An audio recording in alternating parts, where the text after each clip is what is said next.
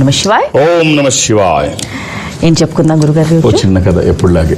ఒక సామ్రాట్ అంటే ఆయన చేతి కింద బోల్డ్ మంది సామంత రాజులు ఉంటారు. చక్రవర్తి ఒకరోజు యుద్ధం చేయించి వస్తున్నాడు. వస్తూ ఉంటే కోటకి దగ్గరగా, ఇంటికి దగ్గరగా, తన మందిరానికి దగ్గరగా వెళ్ళాలనుకున్నప్పటికీ ఆ గేటుకి దగ్గరలోకి వచ్చేటప్పటికి తనకి తెలియకుండా తన గుర్రం ఒక సాధువును తాకింది. ఆయన కింద పడిపోయాయి. ఆయన పాత్ర కూడా కింద పడిపోయింది. అయ్యయ్యో, పెద్ద ఆయన్ని, సాధువుని, ఒక ఆధ్యాత్మికవేత్తని అనవసరంగా తొందరపాటుతనంతో చూసుకోకుండా ఆయనకి తాకించాను అని చెప్పి తగిన దగ్గరికి వెళ్ళి పైకి లేపి, మహానుభావ ఏం కావాలి నీకు అని అడిగితే, ఏమొద్దు, దీంతో నా పాత్రని కొంచెం నింపు అంటాడు. అంతే కదా, నిండిపోద్ది అంటాడు. కాదు, విలువైన వాటితో నింపు. అంతే కదా, డబ్బు బంగారం ఇప్పుడే ఏర్పాటు చేస్తాం. నీ పాత్ర ఎంత ఉంది? చిన్న పాత్ర అని చెప్పి తీసుకొచ్చి ధనాగారంలో ఉన్న వాళ్ళని పిలిపించి ఈ సంగతి చూడమంటాడు. సో అదంతా ఓ చిన్న ప్యాకెట్ వేస్తే అయిపోద్ది అనుకుంటారు. తీసుకొస్తారు. ఏం వేసినా అది నిండట్లేదు. డబ్బు వేస్తున్నారు, అది ఫిల్ అవ్వట్లేదు.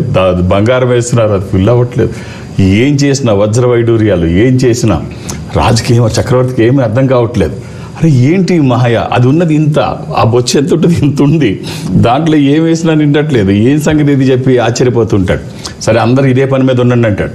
1 by 1 అది బిల్డింగ్ కట్టినప్పుడు ఇటుకలు మోస్తారు అలాగా క్యూ, అట్లా తీసుకొస్తూనే ఉన్నారు, ఇందులో పోస్తూనే ఉన్నారు. అదే ఆ గ్యాప్ చూపిస్తూనే ఉంటుంది. ఎంత పోసినా పానకాల స్వామికి పానకం పోస్తే వెళ్తున్నట్టు అది వెళ్తూ కనిపిస్తూనే ఉంటుంది.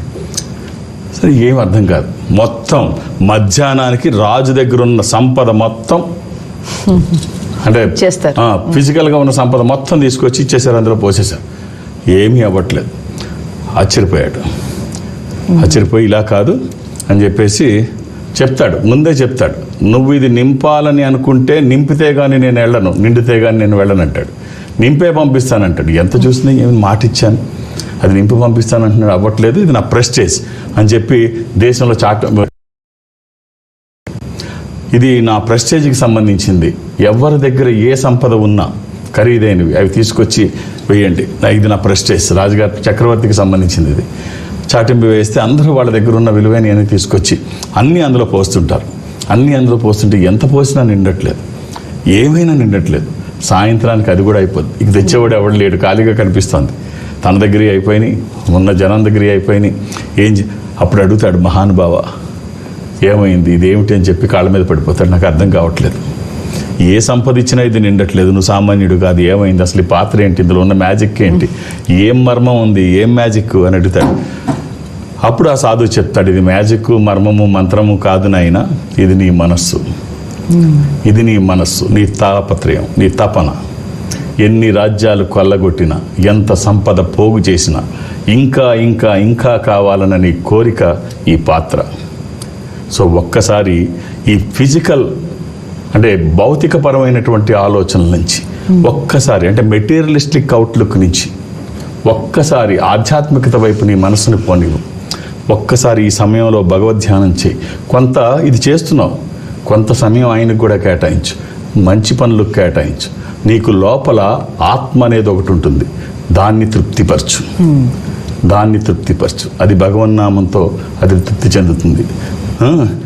జన్మ సాఫల్యం చేసుకో అని చెప్తారు. చాలామంది కట్ చేస్తే చాలామందికి ఎంత సంపాదించినా ఇంకా సంపాదించాలి, ఆ లోపలున్న పాత్ర ఎప్పటికీ నిండదు, ఇంకా కావాలి, ఇంకా కావాలి. అలాగే ఈ భౌతికమైనటువంటి విషయాల పట్ల ఉంచండి, కానీ కొంత మనకంటూ ఈ శరీరంతో పాటు కొన్ని తీసుకొచ్చి ఆయన మీద ధ్యాస ఉంచండి.